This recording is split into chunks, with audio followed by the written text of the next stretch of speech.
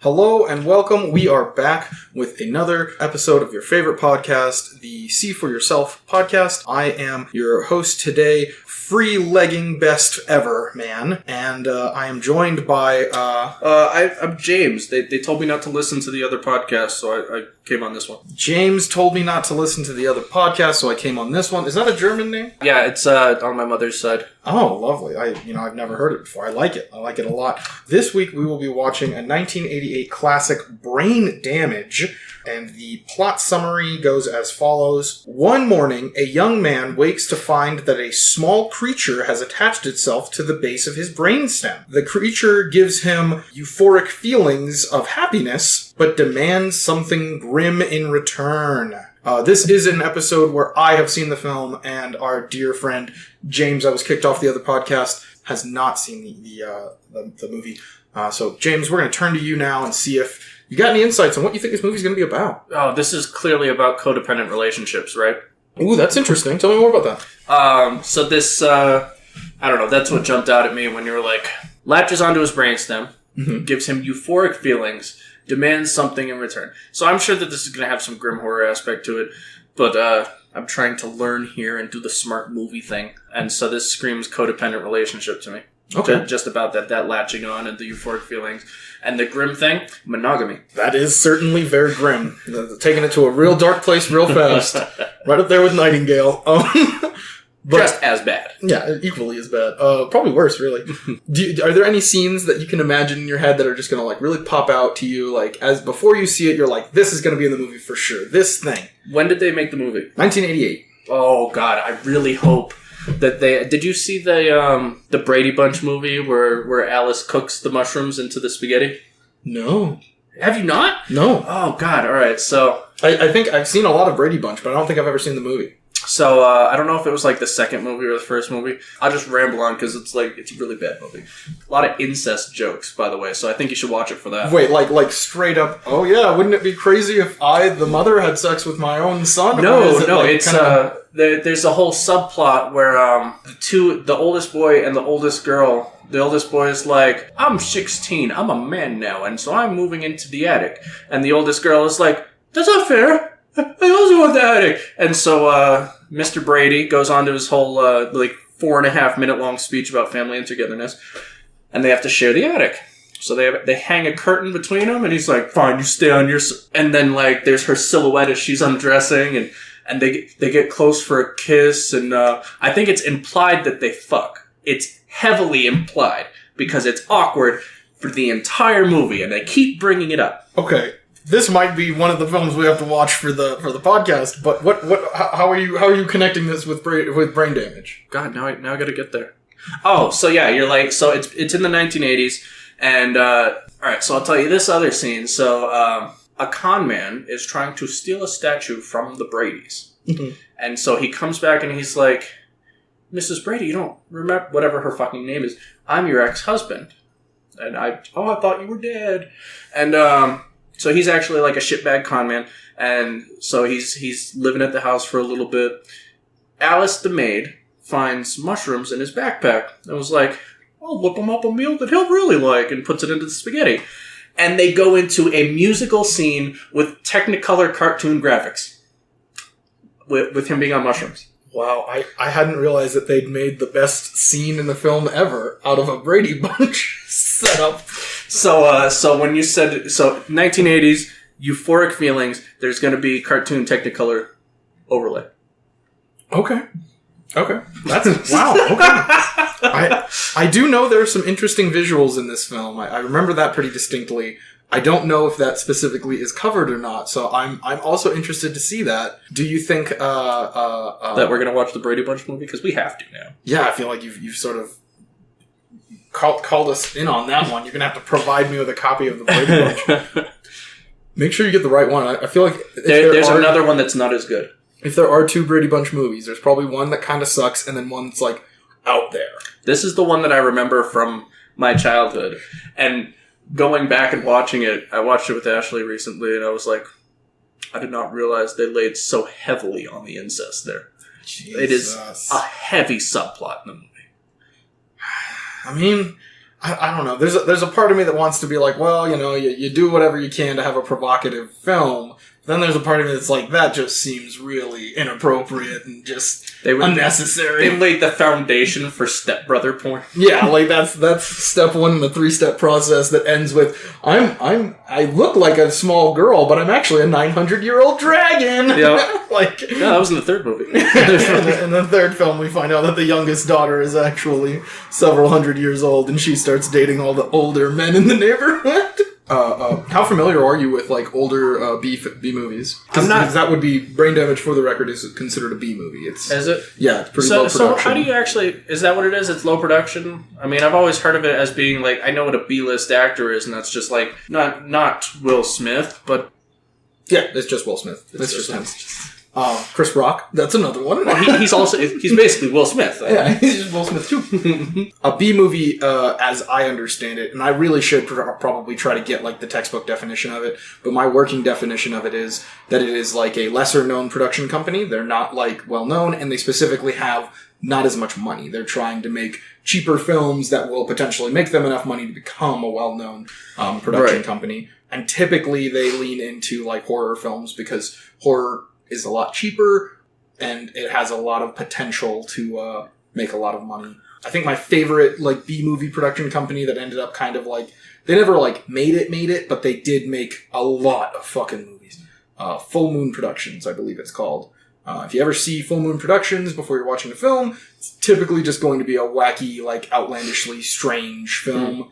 And I just love that. I think if you're making a B movie, you already know, like, well, the production value is so low, this is already kind of not going to be that good. Just go there then. Just like go wide, go tall, go crazy with it, I've always the few B movies I've watched, it seems to me that they're like, at least how it feels is that we know the movie's going to be bad, so we have to show tits. And then something. I see the outlandish thing, but it's always been poorly done in the ones I've seen. Like I told you about that movie Ooga Booga or something like that. Okay. I have not seen it, but that's another one we'll have to watch because it's a bad movie. Okay. God, what's the plot there? White supremacists rob a convenience store, and a black guy that's in the back of the convenience store gets shot. But the bullet also hits the Slurpee machine, and so as he's lying there dead in spilled Slurpee juice, an open electrical connection crosses with the Slurpee mix and transports him into a very racist figurine with bone through the nose and spear. And then he gets his revenge. Wow. I don't mean to take this here immediately, but there is a JoJo's Bizarre Adventure fight that kind of plays out almost exactly like that. So we might need to watch that episode of JoJo's Bizarre Adventure. And then watch the movie. And then you can tell me if this is like the movie or not. I don't know. Oh, and there's a rape scene in it, so you'll like it. My favorite flavor. So are you predicting that there will be nudity in this film, like full frontal female nudity in this? Yeah. In Brain Damage? Yeah. Which is weird, because like a female protagonist is the organism naked that latches onto his So that's the question. What do you think the organism will look like? The creature that latches onto him? Well, that's the thing. It says small creature. And I don't know, when somebody says creature, I like automatically think something furry. Okay. But then latches onto his brainstem, so I'm going to say it's going to look like a leech. Okay. So, like, sort of a black, squiggly little... Maybe even, like, I'm not sure on the color, but definitely, like, that shape. Like, like tadpole-esque or something like that. It's more like an organ than an animal? Yeah, like a lamprey or something like that. Okay. So, you ever watch the first Alien movie? Yeah. You know how at the end of the film, Ripley, like, kind of tries to, like, call out to, like, other ships to, like, come save her, basically? Mm-hmm. At the end of the original ending, it was going to have that same monologue at the end where Ripley like calls out and says like, "Hey, I was on the Nostromo. We had it, blah blah blah blah blah." But instead of Ripley recording it, it was going to come in and show the alien recording it, and it was going to show that the alien could speak the whole time, basically, or could at least mimic human speech. Right.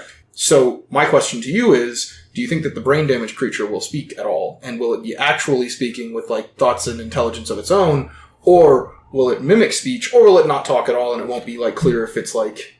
I would like to see a progression similar to Little Shop of Horrors, where it's, like, it starts off as this leech thing, and then, like, after it's sucking on brain juice, it's like, actually, you should kill the man. Okay. I like that. Are there any other, like, striking themes that you think, like, this is a thing they're gonna have to talk about? You talked about, like, the codependent relationship. I'm so dialed in on that if it's not about that, I'm going to be so fucking disappointed. I feel like this is my genius moment. This is the point. Like, cosmic brain, I've figured it out. What is your non-cosmic brain trying to tell you it might be about? Like, what is your most base instinct here? It's just going to be... No, because it's got to be about something, right? Sure. So, alright. Give some euphoric feelings, but then ask something horrible in return. Yeah. Body dysphoria. Okay, like here's the euphoric feeling, but like you don't need that hand. Like that hand's stupid. Like cut off the hand or like. Oh, okay. So you're saying that the thing that he's asking for that's grim in return is other parts of the person's body. Yeah, of the guy's body that he's in. Maybe even leading further into that and be like. Here's the euphoria, but like I'd like to control the body and go out to the bar one night, like in Cyberpunk, where it's like, no, give me control, buddy. I'm starting to think that maybe you are just too dialed into galaxy brain ideas. I've tainted you. It's both. It's both. It's both of those things at the same time. You figured it out. We're not even going to watch the movie. Yeah, we've already... I'm downloading the Brady Bunch right now. What can they cover in like 1 hour and 25 minutes that you didn't already cover in the first 10 minutes of our recording here? This is going to be like The Replacements. I was like, I could have had a better ending than that. It's literally going to be like the first scene. He's just going to be like, have the leech is going to get on him, and it's going to clearly look exactly like a leech. Yep. He's going to like start sucking his brain out, and he's going to be like, wow, I feel really codependent on you.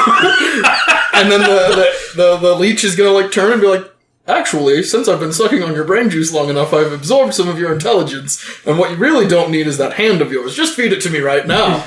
Anyways, let's watch this Brady Bunch movie, and then the rest of it's just the Brady Bunch movie. Oh god, I love it.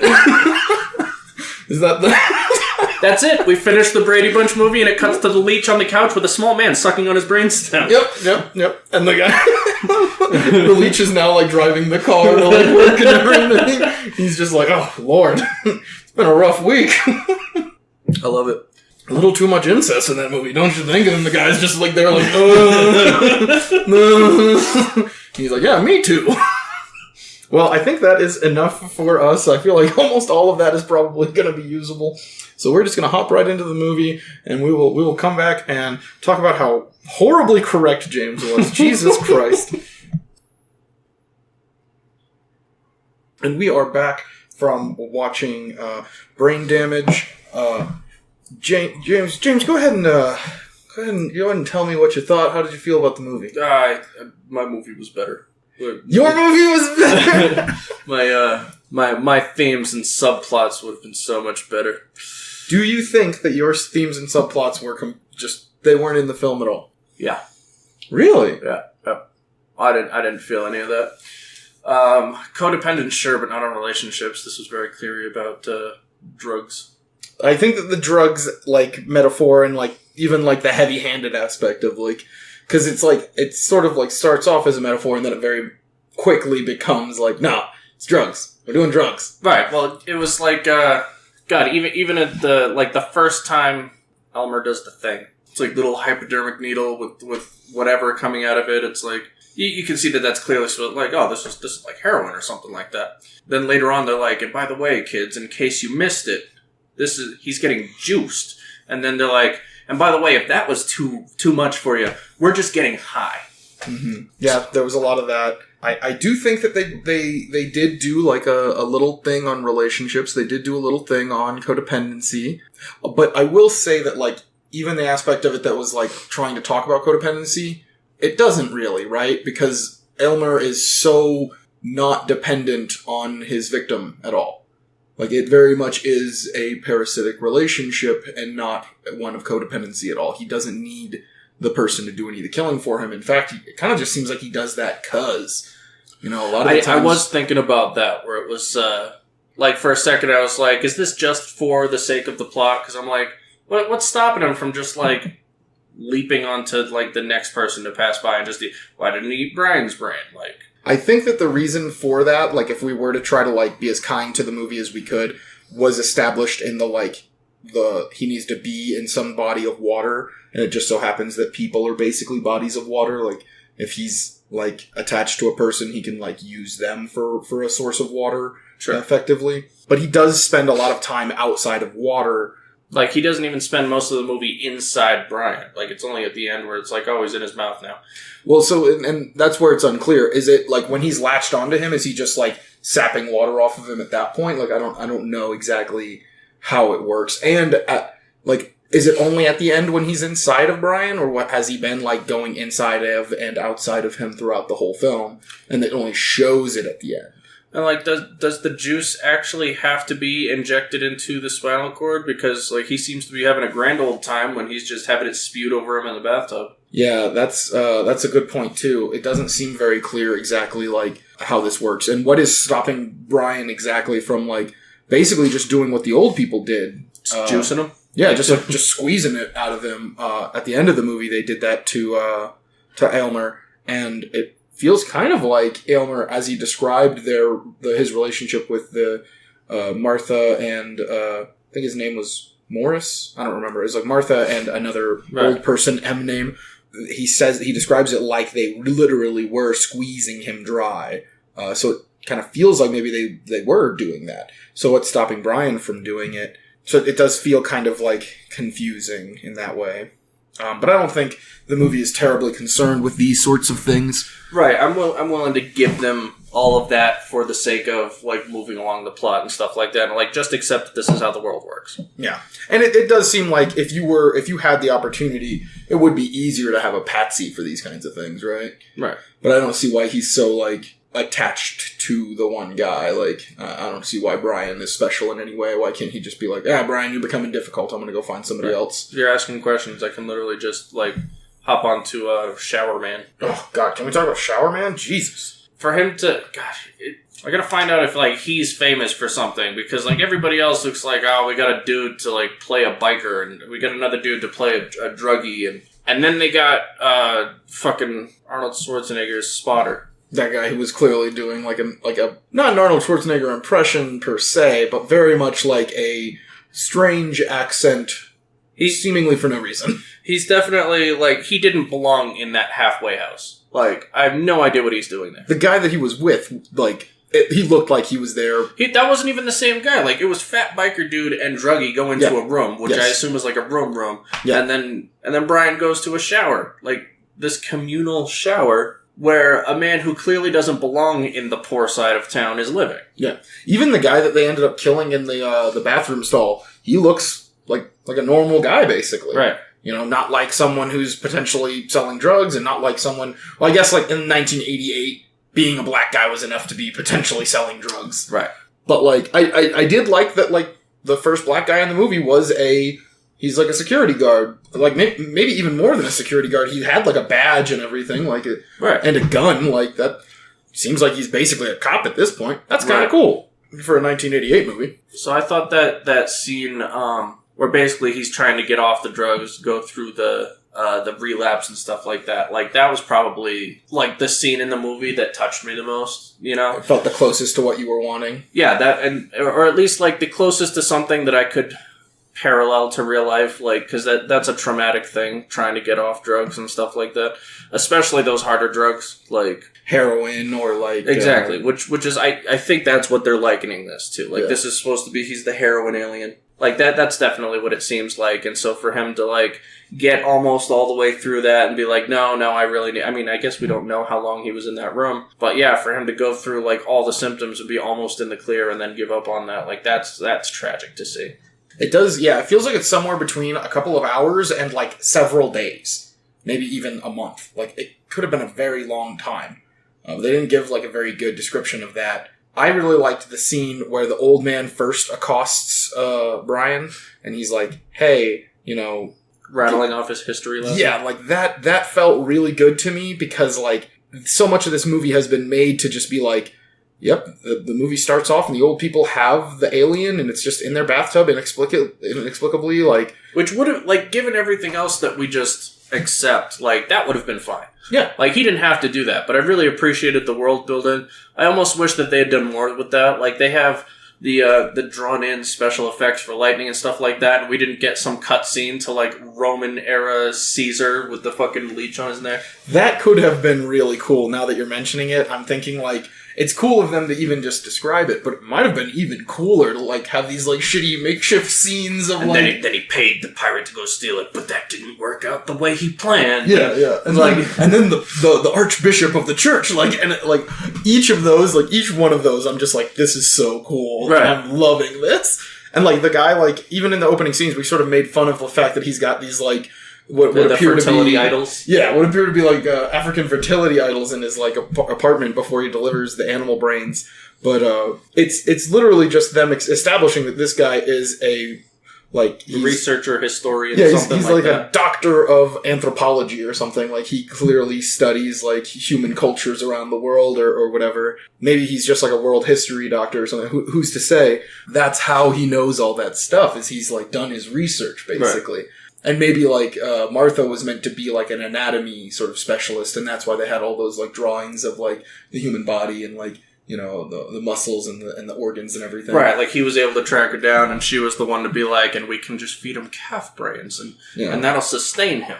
I was hoping, as I was watching it, I was like, man, because the old man says, like, you're making him stronger by feeding him human brains, and I'm like, dude, is there gonna be like a Super Saiyan version of Aylmer, like at the end, like where he's like, I've had enough human brains now, I have become the Omega Aylmer. He's a leech the whole time, he's like, and then he's got an arm. Yeah, that would be so cool, but they didn't do that, and I'm like, there's a part of me that kind of wanted it. I do like the way that they ended it, where it's like, you know, what happens when, because like that's something that's like very lightly explored, where it's like, what is it? Oh, I've changed your chemistry. Your chemistry's different now. You need me.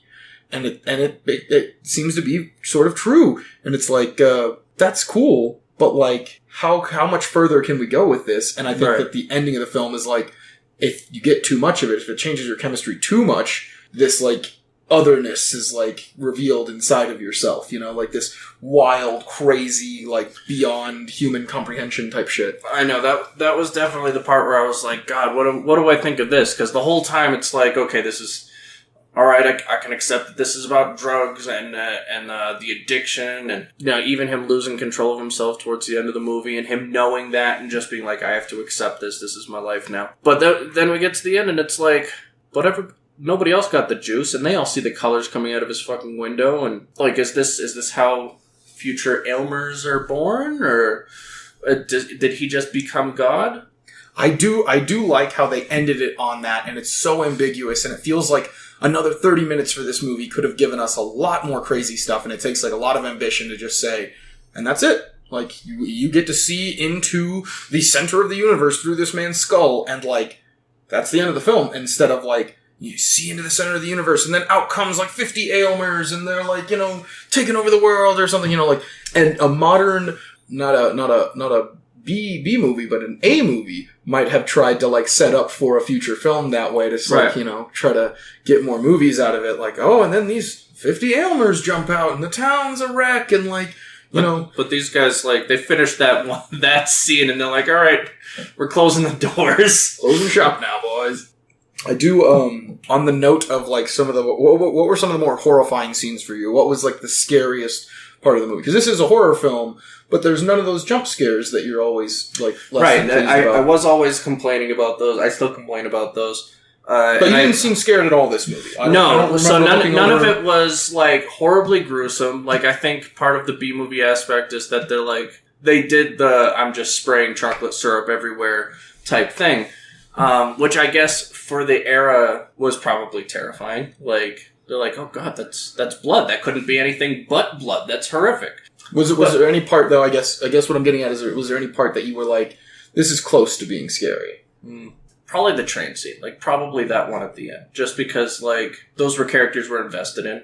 Like, especially because we just had that scene. It's like, you can't be here when I get back or you'll die. And it's like, and then she follows him, and then it's suspenseful, and I'm like, this could be terrifying. Like, this is very close to, like, modern horror.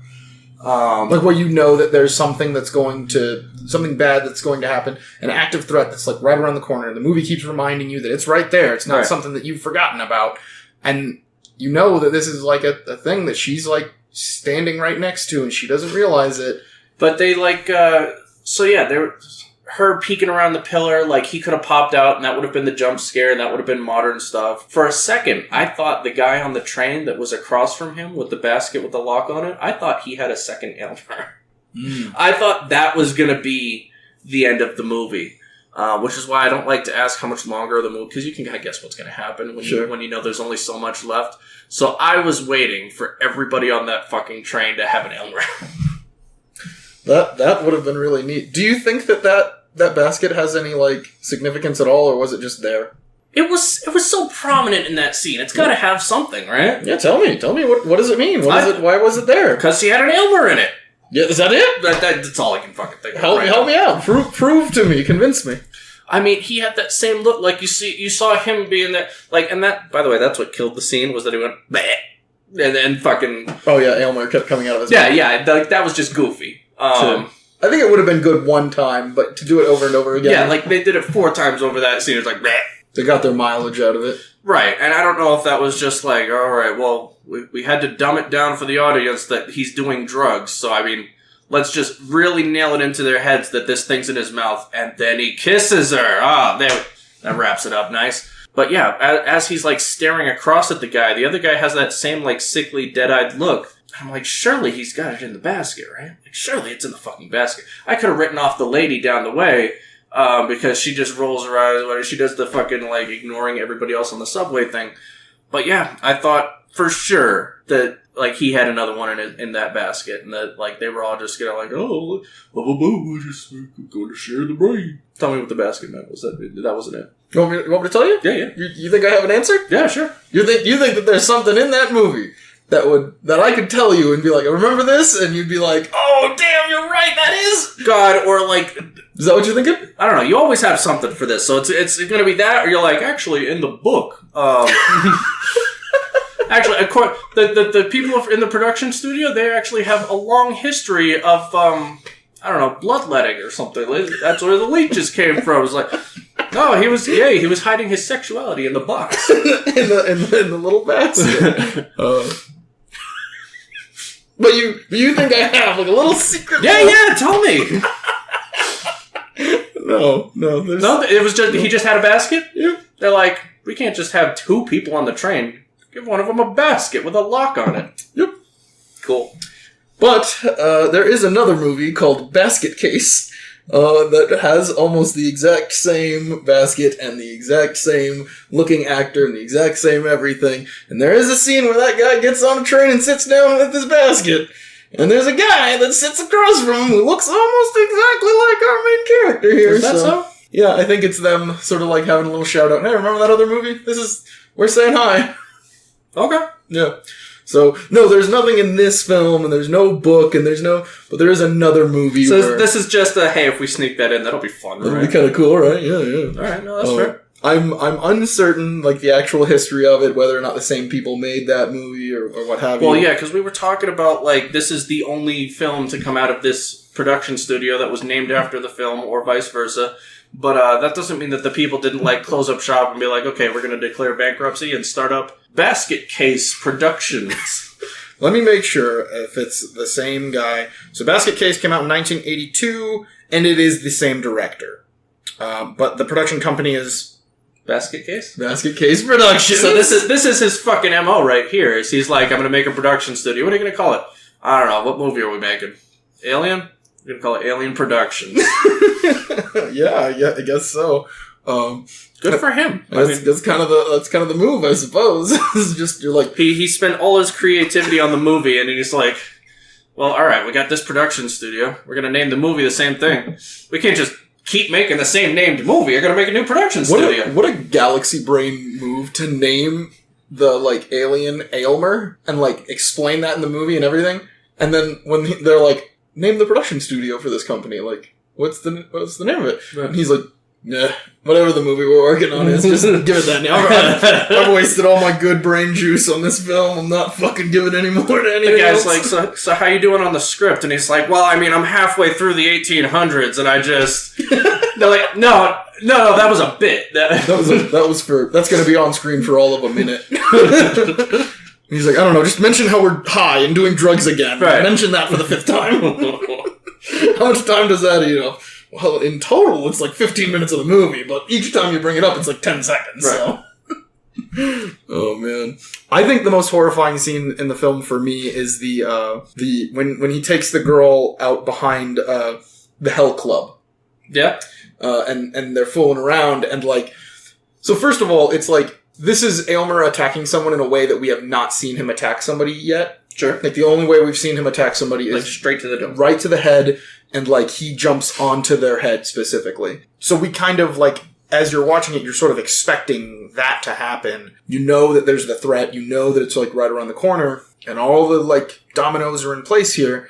And then for it to happen that way and look that way, where it's just like Aylmer like thrusting into her mouth and like eating her brain through the roof of her mouth, really just like unique to the film and a unique idea you don't see in other films. And like this is sort of like the ridiculous power of B movies is shots like that, where like this is, I guess this is where like B movies get their like reputation as not being like artistically valuable, but at least to me, that's so unique and so different than what we've seen like in other films, even if it is considered like lowbrow or like crass or whatever. It's at least different, and there's value in that for sure.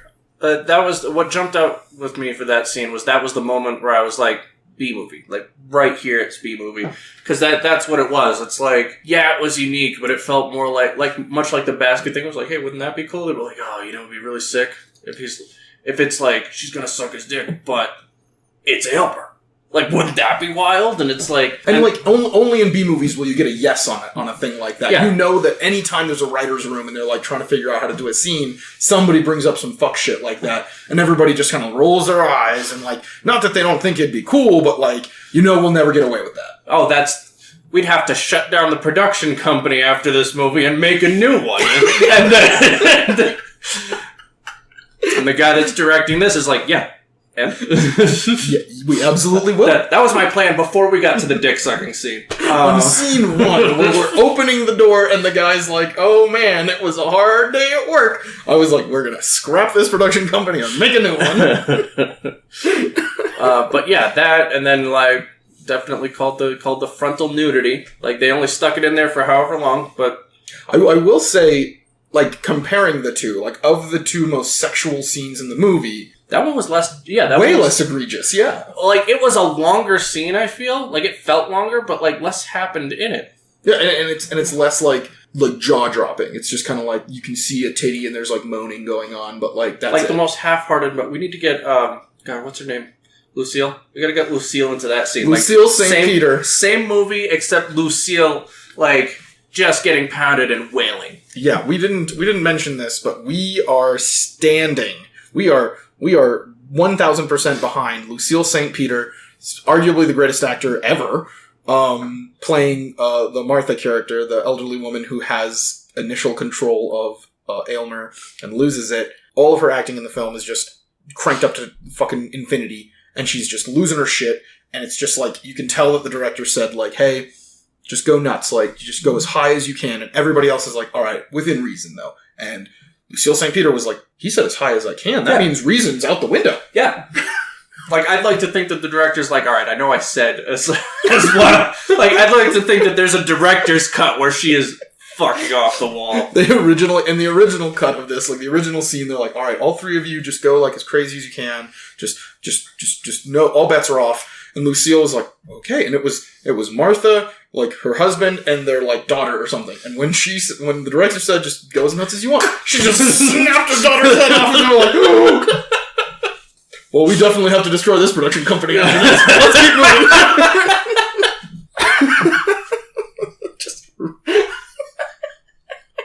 They got footage of her somewhere just tearing the whole studio up. That's what it was. They were renting the building. And So on the note of the Aylmer blowjob death scene is the best I can do to describe it. God, I'm just saying that cut right there. That Aylmer blowjob death scene. Mm-hmm. Like, that's a special sentence right there. Yeah, right. And like, that's the thing, man. A lot of people do not respect the fact that movies are an art form where we should be able to do anything, but there are so many weird restrictions on them for no reason. And like, there's arguments to be had for like, well, technically there aren't any restrictions on them really. You can basically do whatever you want, but like... Well, we talked about that where it's like, well, technically you don't have to get rated anywhere. It's like, that's correct. Yep. But you do. Yeah, if you want to be able to make money, you do. Certainly. And even this movie got a rated R, but that could I was going to ask if they were unrated. It could be that they were unrated on release and then later got rated R for the purposes of being on streaming services. Right. Sometimes that's how it works out, where they're like, well, we're not just going to put it on here as unrated. We have to like give it something, and rated R is as close as we could have gotten here. Well, I'm not exactly sure how that process goes down, but I cannot imagine this movie would have gotten a rated R, given that in 1988 they were a lot stricter about like drug use and about like, you know, some right. I would be surprised if this was actually picked. Like, that's probably, I bet people sued the fucking production company or something. They're like, no. It was bad enough that you had heroin in there. Like, basically heroin, but full titties. Absolutely not. Full titties twice and like a blowjob murder scene, and like there's like on-screen gore and everything. Like, it's not like trying to hide any of this shit.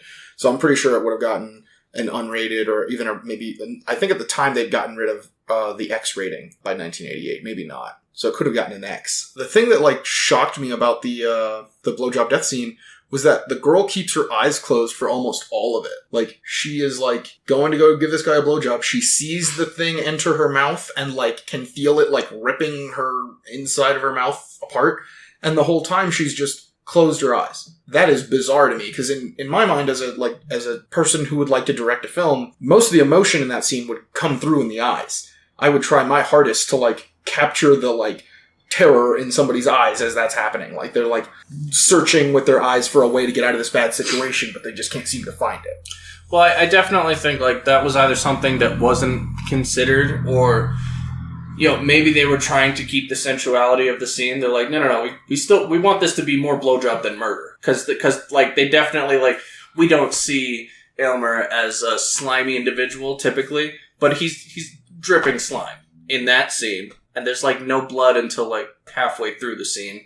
So that's probably more it. But you also brought up that like the other scene in the bathroom where the guy's like clutching at his throat, even though Aylmer's on his forehead or whatever. Yeah. So maybe like they just didn't think about that. They're like, so you got this thing attached to your forehead, and they're like, no, up, whatever, it's fine. And the first guy clutched at it. And then even later, when the old people were getting attacked, they clutched at Aylmer himself instead of just like their neck or like, you know, like the walls or whatever. Like, you could argue that like maybe while Aylmer is attacking people, he's also like spraying that good feeling stuff on them or something. Because that's how I would imagine one would do it. That's what I thought it would be. Like, more like, instead of an incentive to bring him out for murders, like that's probably also to keep people from screaming. Yeah, keep people from screaming, keep people from like grasping at him or trying to push him off. And also be very terrifying in that like these people are clearly like being attacked and killed, and the whole time they're just like, oh my gosh, I'm having such a good time, all the pretty colors, oh my lord, and then dead. And that would be like cool and interesting and terrifying. Right. Because we don't have like a whole lot of that on like, at least for like human day-to-day interactions, where like, hey, if you just start suddenly feeling really, really good, you could have a weird alien parasite attached to your forehead killing you. You know, we don't have a whole lot of stuff like that where it's like, it'll be killing you, but you'll feel really, really good the whole time. I also don't know if this is like a lot of like them trying to really make commentary on addiction and stuff like that, but for the girlfriend and the brother, for their first noticing that something's going wrong with Brian is always like negative things. It's like he's being wild and secretive, and also like he's acting sick all the time. And I'm sure there's like, I mean, I guess I don't know heroin that well, but like I know with other drugs, there's a period in the beginning where they're like, yeah, this is he's actually been better than ever. Like, he's happy and he's thrilled to be alive all the time, and then there was a decline. Like, there wasn't an upside at any point. There was like a really big focus on negativity throughout the movie. The first scene where he's like, I'm sick, I think I just need to lay in bed. Take my brother with you to go see the concert or whatever. And then they come back and she's like, I just want to check and see if he's okay before you take me home. She goes to the room, and immediately, as soon as she sees that he's not in bed, she's like, I guess I didn't need to worry. You know, I guess it's not that bad. I guess, And I'm like, lady, like, he could be out of bed for any reason. He could be in the bathroom throwing up right now. Like, did you check the bathroom on your way up? And And, like, the brother immediately like is just like, hey, he could have just stepped outside to grab something to eat. Right. And, like, or, God, even stepped down to the drugstore to grab some Pepto-Bismol or something. Right. Like, who's to say? It's just weird to me that that's, like, the first initial reaction is just like, ooh, can't believe. I guess he's a piece of shit. Yeah, he's probably out banging another girl or doing drugs or, I don't know, whatever the fuck, doing not sick person shit. Right. I don't know. I will say, it is interesting to me that, like, in the rehabilitation scene where he's, like, trying to get over wean himself off. Yeah, it quickly devolves into, like, I want you to beg for my juice. But earlier in the film, when he first latches onto him, the first, like, bit of the juice that he gives him basically is free. And then after that, he's like, just take me for a walk, that's all I want. And then it becomes like, no, you need to kill for it. But, like, I think that there's something there in that, like, it starts off very innocent and like, wow, this was easy to come by. And then, like, oh, I don't really have to pay that much for it. And then it becomes like, no, you have to pay everything for it now. This is, like, the greatest fucking sacrifice you'll have to make for anything. And that feels like a commentary on, like, how drugs can kind of do that to you. Well, yeah, that whole weaning scene, like, every part of that felt good. Like, every bit of that felt like a really smart take on the scene and all that shit. And then, yeah, so he's like, I want you to beg for it. It's like, yeah, so, like, he knows. And then, then he gets through weaning himself off, and then he's almost like, Aylmer's all nonchalant, and he's singing in the sink, and he's like, oh, hey, Brian, I didn't see you there. Of course I'll help you. We're pals. Cause, like, that's pretty sinister to be like, no, I want to watch you beg for it. Like, that's sinister. And then for him to get to the end, I thought it was going to be more of that, but for them to do that take where it's like, no, like, heroin's your best friend, Brian. Like, this is the best thing in the world. So all of that, like, that whole, like, that's the best scene in the movie for me, the whole rehabilitation scene. Do you think that this movie is trying to say that drugs are bad, or that, like, cause like, the way that it ends isn't, like, specifically, cause he tries to kill himself and he can't. And then it just shows him with his, like, galaxy brain exploding into the omniverse or whatever. See, I really don't know about that ending. Like, the ending is so strange that it doesn't tie into the rest of the movie. Yeah. Like, we're not even fully sure that Aylmer's an alien. It's never been mentioned. Yeah, naturally occurring. The, like, oldest records of him are from, like, the 1200s. Right. And that's just, like, when people started writing shit down, so who knows? Yeah. I do think it's weird that they started to try to make, like, Aylmer seem kind of sympathetic, and then immediately turn to, I'm going to, like, make you beg for the thing that I can give you to make you feel, like, better. Right. There wasn't any point where it was like, Aylmer's like, hey, no, eating animal brains specifically hurts me, and I don't like it, and they kept doing it to me because they weren't strong enough to kill people, and, like, blah, blah, blah. There wasn't, like, an actual, like, philosophical discourse or, like, anything on, like, it's okay to kill people because... Well, even... So they're like, oh, they were keeping... Like, they didn't feed me people brains and all that stuff.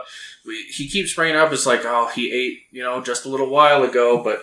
He'll be hungry soon, and he's like, it makes it feel like he has to eat near constantly. But then the opposite is true in the hotel scene where he's like, we'll see who cracks first. Like, almost like he doesn't need to eat nearly as much as they're making. Because, like, even in the first scene, he brings home a whole package full of brains, as if, like, yeah, this is what he'll eat tonight.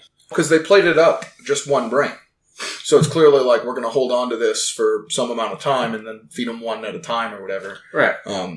As to how, like, frequently that would be that they would feed them one at a time, it's unclear. Well, right. I mean, we don't know if it's like one an hour or if it's like one tonight. But, like, at one point he gorges himself on 2 brains, and right there at the end of the movie. Rapid succession, yeah. He eats both old people. But then the hotel scene where we don't know how long he was there. He could have been there minutes because, like, addiction probably feels that way. Or, like you said, it could have been months. But I'm going to assume he wasn't eating brains that whole time that they were in there.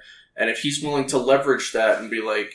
Not even, like, try to bargain. Maybe he just does it for fun. Does it for kicks. Yeah, there's something there, and I'm not exactly, like, 100% sure on it. I do think that the ambiguity of it, a lot of the times, is sort of the downfall. It would be a lot better if they had said, like, this is why, and this is how it works, and this is, maybe not. A lot of my complaints for movies is, like, they over-explain stuff that doesn't need to be explained. Right, we didn't really need a backstory for Aylmer, like... You've talked before about doing prequels more often and stuff. Is there like a whole lot to be gained by having a prequel Aylmer in this situation where it's like, yeah, I came from another planet or I evolved alongside humans, and I mean, I really would like to see him going through the fucking ages. I think that would be a cool movie. I don't know if any of that would benefit from more explanation of Aylmer and his physiology. So I think I'm not interested so much in his history or his physiology, but just like how does his eating work? Because the inconsistencies we pointed out up till this point are somewhat confusing. And does he have contempt for humans, or is this just like hey, I'm an animal and I have to eat, and like we should be respectful to, like, what is his philosophy behind why this is acceptable to do, especially seeing how he seems to be very much a like on par with, if not more intelligent than humans, like intellect. So like, is he just okay with killing people, or does he have like an explanation for like, no, it's okay because? And that's the kind of thing I would like to explore more in this film. Not so much necessarily like, this is where he comes from, even though that was kind of neat. And it was good in the scene too, because it did kind of like further that feeling of like, there's a crazy man like just rattling off nonsense at me right now. So that was like well placed and good, and it didn't take up a ton of time either, so it felt good. So I'm not terribly interested in those kinds of things. I think it might have been better to just like cut that portion of the film and extend the portion of the film that's like, that explains why, at least through pure self-preservation, he hasn't learned over the ages to eat calf brains or whatever. Yeah. Like, what if they explain that away like that, though? It's like, yeah, and for a while I was in Mexico, I tried eating goats, and that's where the chupacabra came from, and who knows? Yeah, there are some cool things here, but like, and they could have fitted into the rehab scene where he's trying to like rehabilitate himself and wean himself off of Aylmer, and Aylmer explains like, no, this is, because like Aylmer's so quick. They could have replaced the song. Like, or maybe not even replaced, but just like extended the portion where he's like, basically where he's saying like, hey, he basically like is full on willing to explain everything that happened on the nights that Brian can't remember. Brian's like, I can't remember what happened on those nights, and he's like, oh, you don't remember at all? Well, and then he just explains. I was eating brains, and he's like, what about that other night? Also brains. Yeah. So there's are they dead? Are they dead? Why, of course they're dead. I ate their brains, Brian. They're dead. They're so dead. Yeah. I think that... Oh, and I also didn't like the line where he eats the black guardsman, and he's like, a little overdone, or he says a little underdone, or whatever. He's like mocking the taste of his brains, which would effectively amount to like, he's stupid, or his brain's not good, or whatever. Right. And it's like, come on, man, you didn't need to do that. That was unnecessary. And he doesn't do it for any other brains. He doesn't really like bitch about like, these old people's brains feel like they've been in the microwave for too long. Right. You know what I mean, Brian? Like, he could have had that line, but he didn't. I do think that like there are times where they could have gone full goofy, because like the first time we see the guy, it's like I see the mouth moving and I'm like, that's cool, and I didn't even notice the eyes because he's really small in that shot. I didn't notice them until they had animated the eyebrow waggle, and I was like, they did that. They decided to do that. I think the eyebrows were a great choice. Like, his eyes look kind of whatever whenever he's not engaging the eyebrows, but whenever he's engaging the eyebrows, it's like, damn, this thing's like got emotions and feelings and shit.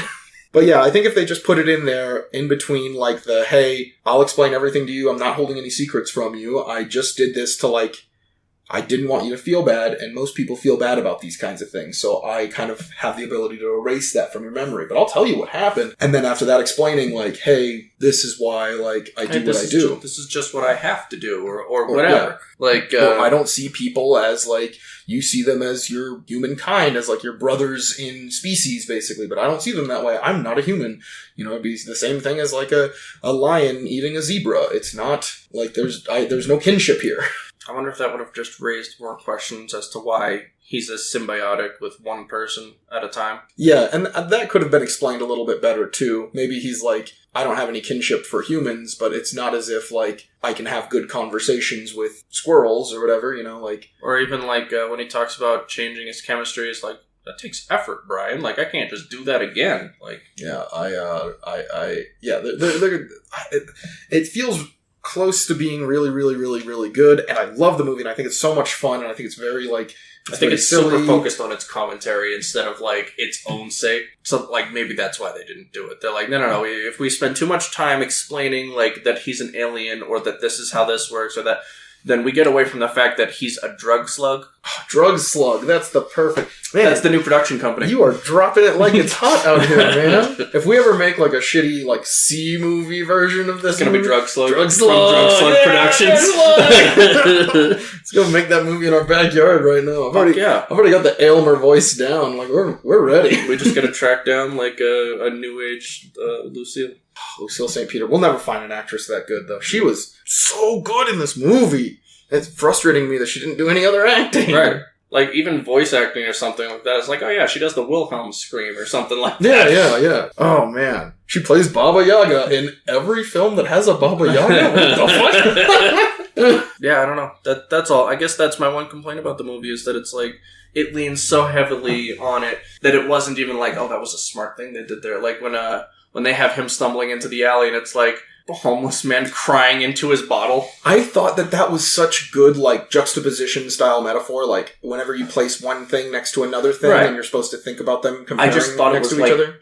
Really dumb. That's all. If it was just that, like, if it wasn't the constant lines of, like, I'm high, or, like, I do drugs, whatever, you know, like... If that was the only thing they did to really lay it out. Visuals, I think it would have been so well done. That would have been great. But, like, by the time we've already, like, had, 6 different iterations of, we're just getting high, buddy. Like, over and over and over. And then, homeless man crying into a bottle. Like, that was weird. Like, this is tragic addiction. Not just normal addiction, but sad addiction. Not only does he has the alcohol. I don't know why he's like crying into it. I worry for, like, I guess the thing you're supposed to think is like, what did he have to do to get that alcohol? And that's kind of what they're trying to make you think about with or like what Brian, like where he's gotten to in his life. Like maybe he's got a family. He's like, man, if I just didn't become a homeless drunk bum, then I'd still be able to see my kids, or like whatever the fuck's going on in his head. But yeah, I mean, clearly they're just trying to be like, look at how tragic this is. He just stumbled away from his date because of drugs, just like the homeless man. I will say the brains and the meatballs like scene, the breathing brains, really good.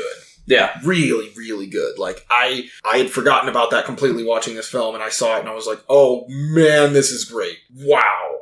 I wanted to see more wild, over-the-top animations. Because every time, like, whenever it's like, juice me, and then it's just like, the cars light up, or they do the stereotropic thing, or whatever the fuck it is. And then we get to the very end of the movie, basically, where he looks at his popcorn ceiling, and then they do the Millennium Falcon warp thing. Mm-hmm. And it's like, you could have done that. You could have done that the whole time, if you didn't blow your fucking budget on lightning. So there is a lot to be said for how clear this movie, like, suffered from budgetary issues, where they just sort of reuse a lot of, like, different shots and reuse a lot of different scenes. I don't think they reused that later. I really don't think they did. They reused the scene where Aylmer opens his mouth. They did every time. It was the same thing. Exact same thing. They use, and I think that, like, at least with that, you have to, like, recognize that, like, they're reusing this, and it means that they probably reused other stuff, too. Probably.